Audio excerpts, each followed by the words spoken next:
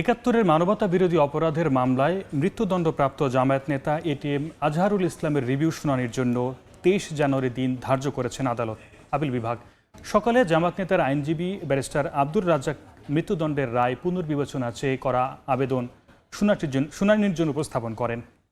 পরে ২৩ জানুয়ারি শুনানির দিন ধার্য করেন প্রধান বিচারপতি সৈয়দ রেফাত আহমেদের সমন্বয়ে গঠিত ৫ সদস্যের বেঞ্চ। একাত্তরের মানবতা বিরোধী অপরাধের মামলায় ২০১৪ সালের ৩০ ডিসেম্বর এটিএম আজহারকে মৃত্যুদণ্ড দেন আন্তর্জাতিক অপরাধ ট্রাইব্যুনাল।